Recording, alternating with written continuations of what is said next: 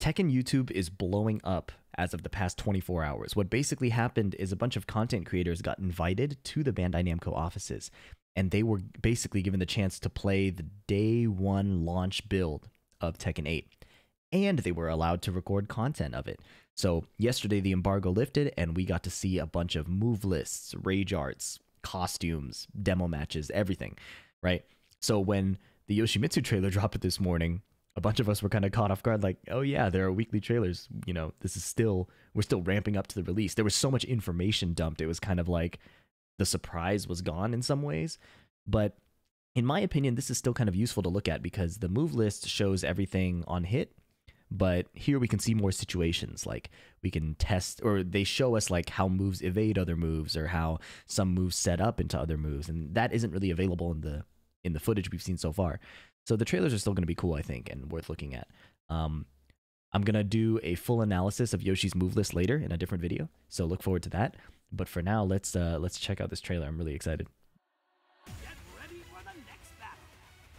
I think this is his coolest design since Tekken 3, by far. They snapped with this one. I don't know why that was so goofy. He like pops up. I'm here. Wow, this costume is just insane, man. Okay, a new transition into the flying stance. He doesn't get punished for doing that sword move, and wow. Just so many more sword moves already. Yeah, that extension is new. That is really, really cool. I like it. I like it a lot. Underneath the guns. Soul Calibur move. Another Soul Calibur move. It's about time. It kind of makes sense, right? Like if they're leaning into the sword more. Yo. That is one of the coolest character intros, I think.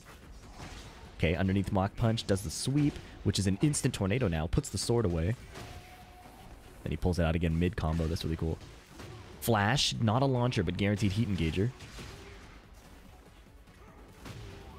Okay, little whiff punish thing. Whoa. That was a launcher in heat. Well, that's horrifying. That's really horrifying. Oh my god, in heat, Yoshimitsu might be disgusting. If he gets new launchers. Okay, CD1. My sworn enemy. That must be character unique, right? To Brian? No mercy. That's pretty cool. Oh, he's got like a demon blade thing going on. And he has to seal it. That's really, really cool. Wow. I'm a big fan. As a Noctis player from Tekken 7, I was really looking forward to Yoshimitsu. But I'll go into the analysis real quick. But one critique I had is like with this rage art, I wish you could see Yoshi. Because in a lot of the Tekken 8 rage arts, you see too much of the main character and not enough of like the character being attacked. I think like usually it's cool if there's a balance because you can sell the hits better. But here you only see the like Brian, but you don't see Yoshi at all. And I get what they're going for. I actually think, I'll go into the move list in a sec, but what I think is really cool is how Akuma did it in Street Fighter V, where his Raging Demon, you still have this like element of mystery, but I think this is the best done, like, I can't tell where my opponent is and he's beating the shit out of me. You know what I mean? I think showing flashes of the character would be really cool. But I digress. It's still a really cool rage art. Definitely a big step up from his Tekken 7 one. So let's get into the move list. Again, we're going to do a full review and analysis and breakdown of his command list based on the new footage released. But again, cool situations to see in the trailer here. So let's check this out. All right.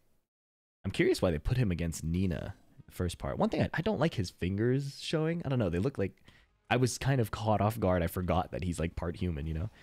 Anyways, up forward 3, I'm guessing, or maybe an up 3 plus 4. New transition into his flying stance.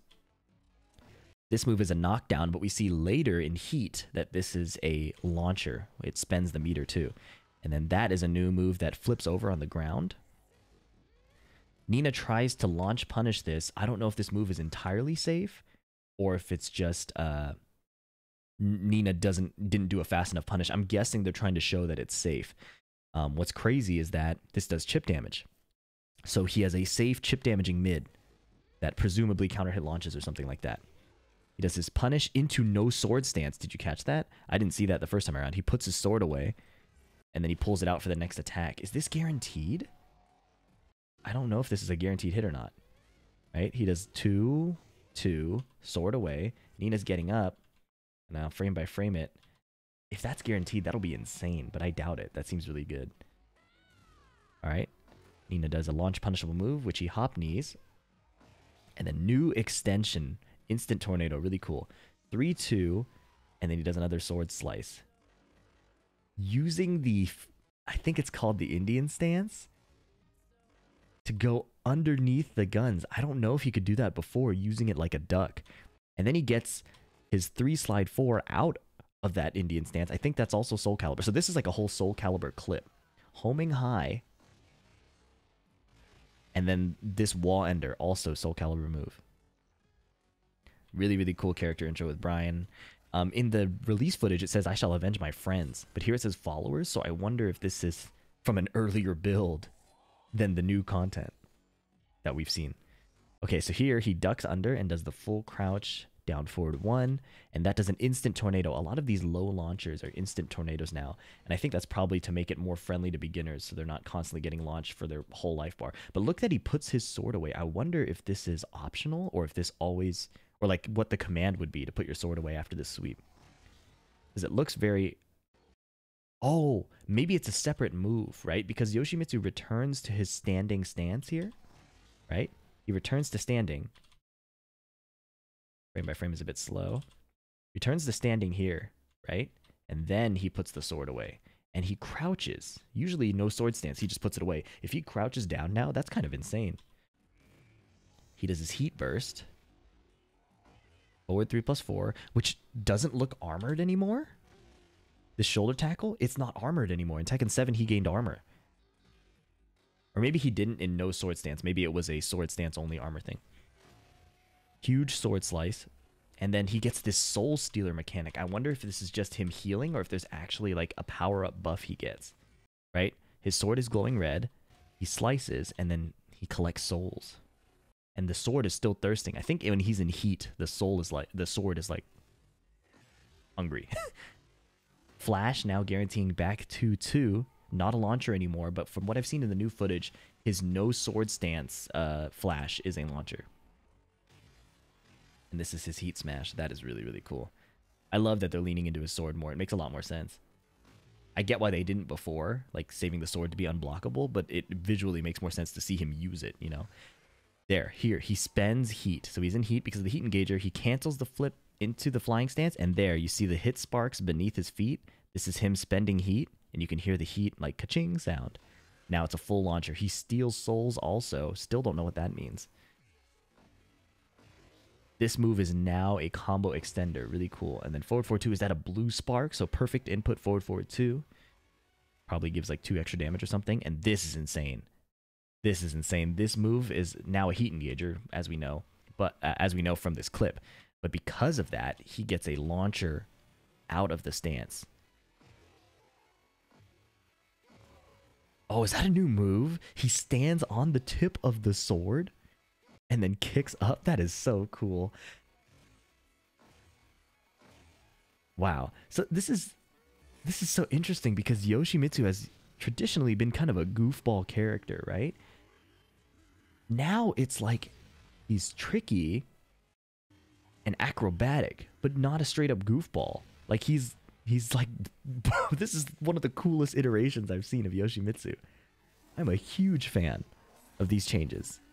Again, with the slight nitpick about the rage art, but even so, like, this is just ridiculously cool. I wonder if the soul steal mechanic is just healing, or if it actually gives him, like, other things, because a lot of characters have these, like, installs, right, where they go into heat and they gain, like, a buff, or they hit a special move, then they get a buff, right? Asuka has it, Claudio has it, Leo has it, Brian has it.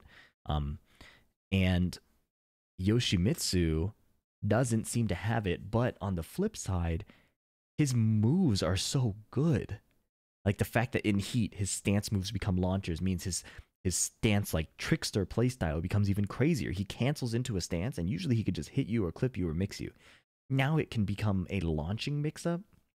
out of multiple stands. This guy's going to be a menace for newer players, I think. So I'm going to have to do that move list review sooner rather than later for sure. Let me know if you guys enjoyed this. A like is really helpful. If I missed something, let me know in the comments. And subscribe if you want to see more. I'll catch you in the next video. Peace.